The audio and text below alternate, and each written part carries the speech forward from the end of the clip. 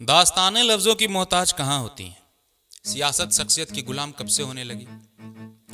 जब विश्व के सबसे बड़े लोकतंत्र में खलनायकों का वो दौर आ जाए जिसे मिटाते मिटाते तकदीरें नीलाम हो जाएं, शहादत बदनाम हो जाए, तो वक्त की खिड़की से झांक कर ताजी हवाओं का इंतजार करने में कोई बुराई नहीं है। किसी जमाने में बख्तियारपुर के मुन्ना भैया सियासत के बुलेट पर बैठकर बिहार का सरमौर बन जाए तो सलाम हिंदुस्तान की धड़कन बिहार की अलौकिक सरजमीन को, जहां जमीन से उठकर आसमान तक का सफर तय करने वाला शख्स की ऐसी दास्तान है जिसे शुरू से शुरू करूं तो अंत बुरा मान जाए और अंत से शुरू करूं तो जमीन बुरा मान जाए।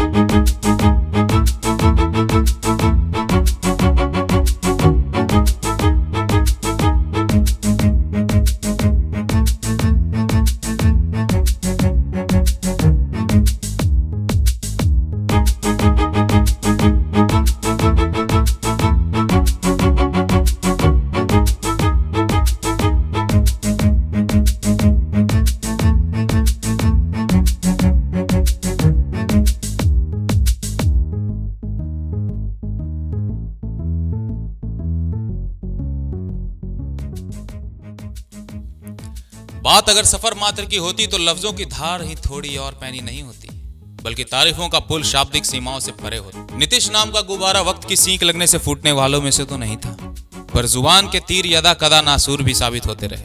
कभी सन 2005 में गुजरात दंगों को काट की हांडी कहते हुए नीतीश जी अपने परम मित्र नरेंद्र मोदी का बचाव करते हैं तो सत्ता सुख भोगने के बाद टोपी पहनने की नसीहत भी दे आते हैं।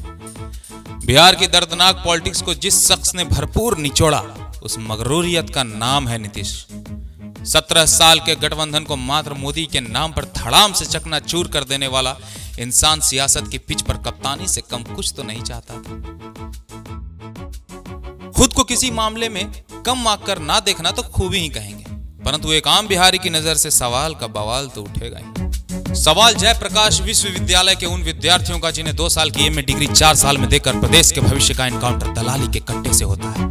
सवाल 6 फिगर सैलरी की नोटों को मक्कारी के थूक से गिनते उन प्रोफेसरों से जो क्लास लेने के नाम पर 2 कौड़ी की सियासत थोक के भाव में करते रहे। सवाल नीतीश राज में 98% पाने वाले उस हाई स्कूल के बच्चे का जिसे आगे की पढ़ाई के लिए दिल्ली मुंबई जैसे शहरों की चौखट पर अपनों के प्रेम का कत्ल करना पड़ा। सवाल उन सिहरते बिलखते नजरों का जिनमें कभी सपने थे पर अब बरसों से जिल्लत की बंजर जमीन पर ख्वाहिशों के सूखे का कहर झेल रहे हैं।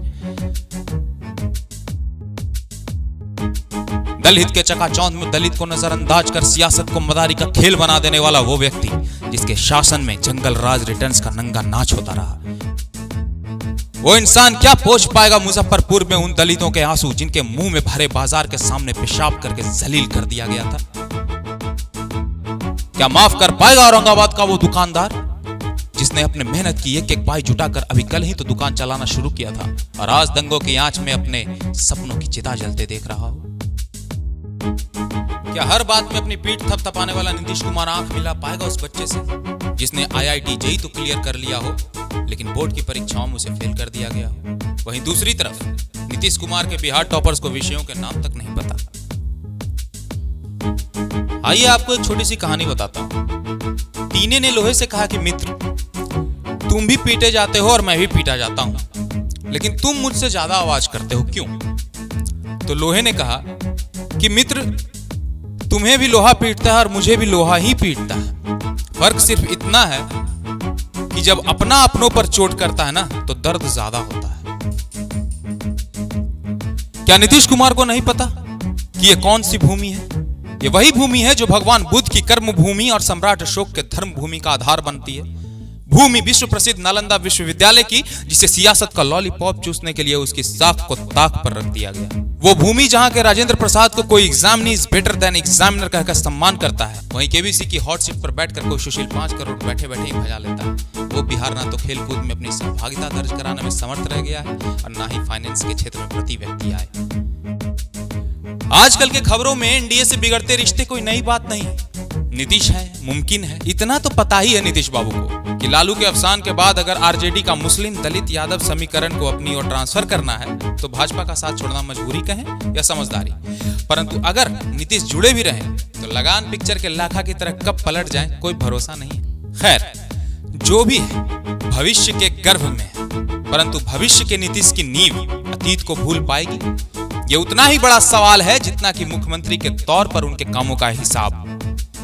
फिलहाल तो आनंद लीजिए, क्योंकि राजधर्म की परिभाषा को धूमिल हुए एक अरसा तो बीत गया है, पर आने वाला कल तमाम नीतीश के वर्चस्व को जमीन से उखाड़ फेंक जातिवाद के मुंह पर लोकतंत्र का तमाचा साबित होगा।